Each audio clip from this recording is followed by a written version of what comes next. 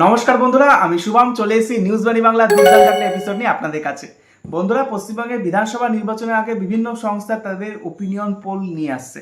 ঠিক এই সময় একটা বড় সর্বভারতীয় মিডিয়া তাদের ওপিনিয়ন পোল কিন্তু নিয়ে এসছে। বলা ভালো, শুধু পশ্চিমবঙ্গ নয়, আসাম, কেরল, তামিলনাড়ু এবং পন্ডিচেরি অর্থাৎ এই ফেজে যে কটি বিধানসভা নির্বাচন হবে তার প্রত্যেকটার একটা দুর্দান্ত ফলাফল এই সর্বভারতীয় সংস্থা নিয়ে এসেছে। এই সর্বভারতীয় সংস্থা হচ্ছে নিউজ এক্স এবং জিরো মিটার, এবং এই সমীক্ষাটি করেছে জিরো মিটার হয়ে গৌতম মুখার্জি। আপনারা যারা ওপিনিয়ন পোল সম্পর্কে যারা প্রত্যেক বছর দেখেন তারা গৌতম মুখার্জিকে খুব ভালো করেই চিনবেন। তিনি প্রত্যেক বছরই এক্সপার্ট ওপিনিয়ন দিয়ে থাকেন অ্যাসেম্বলি ইলেকশন নিয়ে।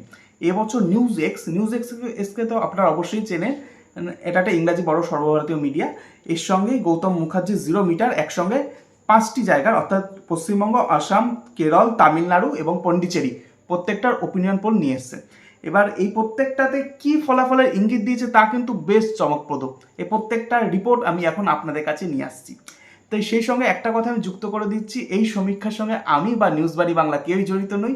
এই সমীক্ষার সম্পূর্ণ তারা নিজস্ব পরিকাঠামো অনুযায়ী করেছে। আমি কেবল এই তথ্যটা নিয়ে আপনাদের কাছে এসেছি বিশ্লেষণের জন্য। তাই দেরি না করে শুরু করছি। প্রথম কি রিপোর্টটা হচ্ছে পন্ডিচেরি নিয়ে। নিউজ এক্স এবং জিরো মিটারের সমীক্ষা অনুযায়ী আসন্ন বিধানসভা নির্বাচনে পন্ডিচেরি ইউটি মানে কেন্দ্রশাসিত অঞ্চল, সেখানে কিন্তু চমকপ্রদ ইঙ্গিত রয়েছে।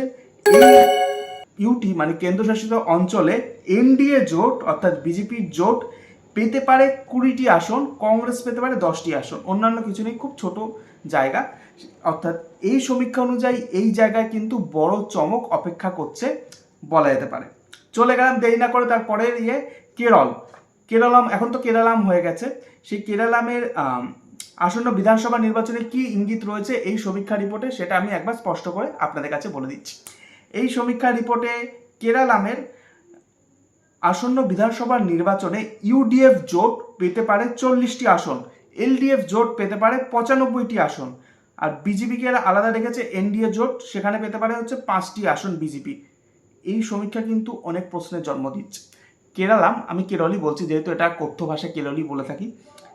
কেরলের ক্ষেত্রে আমরা জানি 5 বছর এই সরকার, 5 বছর ওই সরকার, অন্য একটা ইউডিএফ এর সরকার আসে, একবার এলডিএফ একবার ইউডিএফ। কিন্তু এই সমীক্ষা ইঙ্গিত দিচ্ছে এলডিএফ অর্থাৎ বামেদের জোটই কিন্তু ক্ষমতায় থাকতে পারে, কারণ এরা 95টি আসন বামেদের দিচ্ছে, কংগ্রেসকে 40 অর্থাৎ কংগ্রেস বিরোধী আসনেই ফের থাকছে। 3 নম্বর বড় চমকটা কি, বিজেপিকে 5 দিচ্ছে, অর্থাৎ বিজেপি কেরলে অফিসিয়ালি এন্ট্রি নিচ্ছে এই সমীক্ষা অনুযায়ী। দেখুন, বিজেপি কেরলে লড়ছে কিন্তু এন্ট্রি নেওয়ার জন্য, ক্ষমতা দখল বা বিরোধী আসনের জন্য নয়, এন্ট্রি নিয়ে একটা নির্দিষ্ট ভোট ব্যাংক নিয়ে, ভোটার পার্সেন্টেজ নিয়ে সেখানে নিজেদের স্থায়িত্ব প্রমাণ করার জন্য। এটা মাথায় রাখবেন। বিভিন্ন রাজ্যের কিন্তু নির্বাচনে লড়ার অঙ্ক আলাদা হয়, এটা মাথায় রাখবেন। কারণ পশ্চিমবঙ্গে বিজেপি কিন্তু শক্তিশালী হয়েছিল 2014 পর। প্রথমে কিন্তু তারা ঢুকেছিল, তারপর বিরোধী দল হয়েছে, এখন তারা ক্ষমতায় আসার জন্য লড়াই করছে, এটা তাদের দাবি।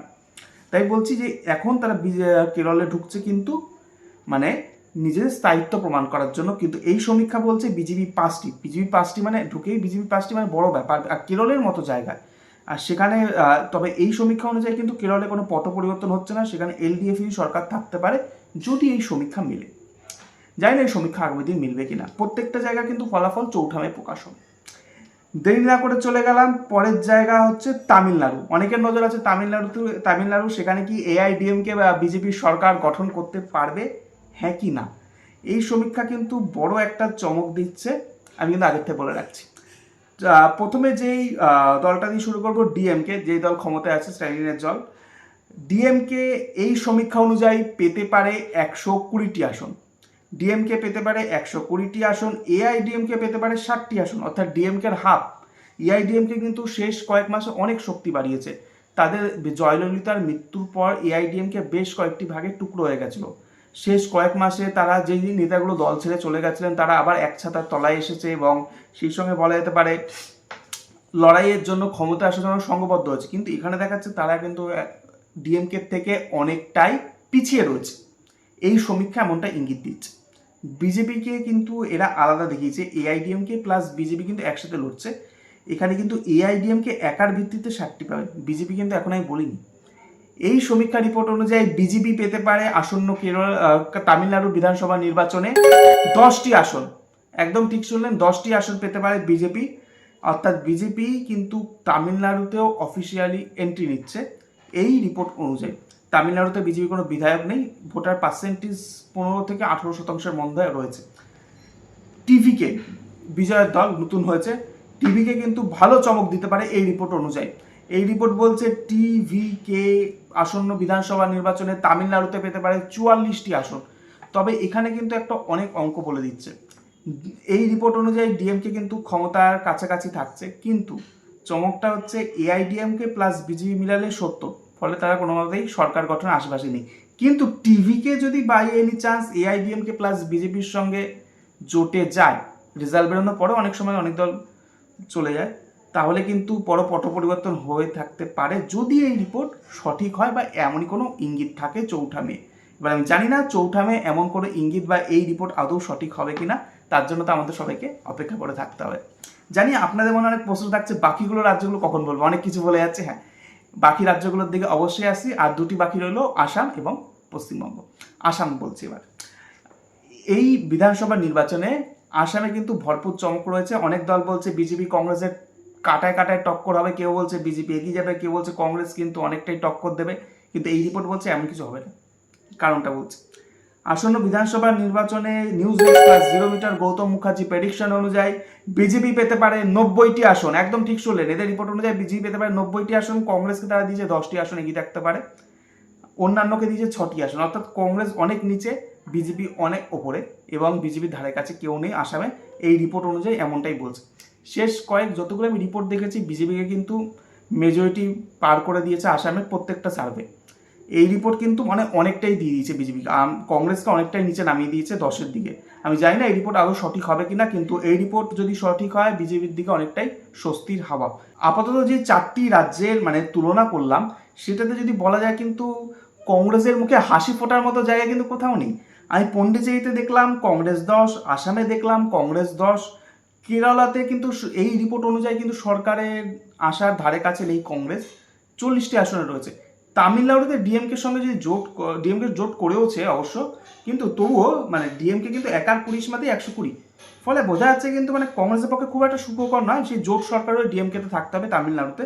বাকিগুলোতে কিন্তু দুটোর মধ্যে দুটোতে রয়েছে বিজেপির মুখে হাসি ফুটিয়েছে, একটিতে বামদের মুখে হাসি ফুটিয়েছে, বাম জোট এলডিএফ এ। বাকি রইলো, হ্যাঁ অবশ্যই আপনাদের মানে প্রশ্ন রয়েছে বাকি আসল জায়গাটায় কখন ঢুকবে পশ্চিমবঙ্গের যে রিপোর্টটি এই মুহূর্তে আমার হাতের কাছে রয়েছে, আমি জানি না এটা চৌঠা মে মিলবে কিনা, এবং এই রিপোর্টটির সঙ্গে কোনো প্রভাবিত করার কোনো প্রশ্ন ওঠে না। কিন্তু এই রিপোর্ট যদি বাস্তবায়িত হয়, পশ্চিমবঙ্গের অনেক অঙ্ক কিন্তু পরিবর্তন হবে। কারণ এখনো আমি এই রিপোর্টটি বলার আগে অনেক কিছু কথা বলে রাখি। ভোট কিন্তু এখনো প্রায় 1 মাস না, 1 মাসের কিছু সময় বাকি, কিছু কম সময় বাকি। এই রিপোর্ট এখনো ঘোষণা করার পর কিন্তু অনেক ন্যারেটিভ চেঞ্জ হবে অনেক দল এখনো ঠিকমতো প্রচারই শুরু করতে পারেনি। বিজেপি তো এখনো বাকি আসনগুলো প্রার্থী তালিকাও ঘোষণা করতে পারেনি। ফলে বলা যেতে পারে মানে এই রিপোর্ট যদি মানে বলবো তখন কিন্তু অনেক পরিবর্তন হতে পারে। তাই এই রিপোর্টটাকে সঠিক এখনো মানবে না, এটা কেবল পূর্বাভাস হিসাবে বলছে। শুরু করছি। পশ্চিমবঙ্গে আসন্ন বিধানসভা নির্বাচনে news x plus 0 meter Gautam Mukherjee prediction অনুযায়ী বিজেপি পেতে পারে 155টি আসন, টিএমসি পেতে পারে 130টি আসন, কংগ্রেস পেতে পারে 2টি আসন, অন্যান্য পেতে পারে 60টি আসন। অন্যান্য মধ্যে কাদের রেখেছে স্পষ্ট নয়, কারা কারা হতে পারে জেওপি প্লাস মিম জোট, আইএসএফ প্লাস বাম জোট। নির্দল যারা দাঁড়িয়েছে আপাতত তাদের মধ্যে একার পরিসীমায় জেতার মতো এখন কাউকে আমি দেখিনি। 2টি জোট আছে, 2টি জোটকে সম্ভবত আলাদা আলাদা লড়ছে, 2টি জোট জেওপি প্লাস মিম, আইএসএফ প্লাস বাম, এই দুটোকেই সম্ভবত 7 দেখেছে।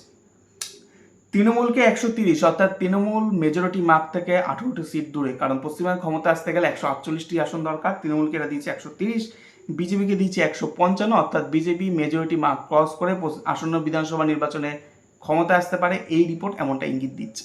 আমি জানি না শেষ অবধি এই রিপোর্ট মিলবে কিনা, কিন্তু বলেছিলাম না শুরুতেই, এই রিপোর্ট কিন্তু যে 5টি রাজ্যের বললাম ভরপুর চমকে ভর্তি। প্রত্যেকটা রাজ্যে দেখবেন একটা না একটা চমক। তামিলনাড়ুতে সবাই ভেবেছিল এআইডিএমকে বিজেপি ক্ষমতায় আসবে, কিন্তু এই রিপোর্ট বলছে না, ডিএমকেই থাকবে। কেরলাতে বলেছিল অনেকে যে 5 বছর পর পর সরকার পরিবর্তন হয়, এবার এলডিএফ সরিয়ে ইউডিএফ আসবে, কিন্তু এরা বলছে না, এলডিএফই থাকবে। পন্ডিচেরিতে কংগ্রেসের অনেকটাই দুর্বল হয়ে যাচ্ছে। আসামে অনেকে বলেছিল কংগ্রেস বিজেপি কাটায় কাটায় টক্কর হবে, না এরা বলছে বিজেপি একচ্ছত্রভাবে ভালো আসন পাবে। পশ্চিমবঙ্গে অনেকে বলছে তৃণমূল 200 আসন পাবে, এরাও তো উল্টো দিয়ে দিয়েছে। এরা বলে দিয়েছে তৃণমূল 130 পাবে, বিজেপি 155 পাবে, কংগ্রেস 2, অন্যান্য 7। জানি না রিপোর্টটি এসআইআর আগে করেছে বা এসআইআর পরে করেছে, সেটা এখনো স্পষ্ট নয়। কিন্তু এই রিপোর্ট যদি বাস্তবায়িত হয়, পশ্চিমবঙ্গের আসন্ন বিধানসভা নির্বাচনে কিন্তু অনেক অঙ্ক পরিবর্তন হবে। আপাতত এই এপিসোড এখনও এতটা পর্যন্তই। আমাদের এপিসোড কেমন লাগলো তো অবশ্যই আপনার কমেন্ট বক্সে জানাবেন এবং আমাদের এই ইউটিউব চ্যানেলটি সাবস্ক্রাইব করতে ভুলবেন না। ধন্যবাদ, সকলে ভালো থাকুন, নমস্কার।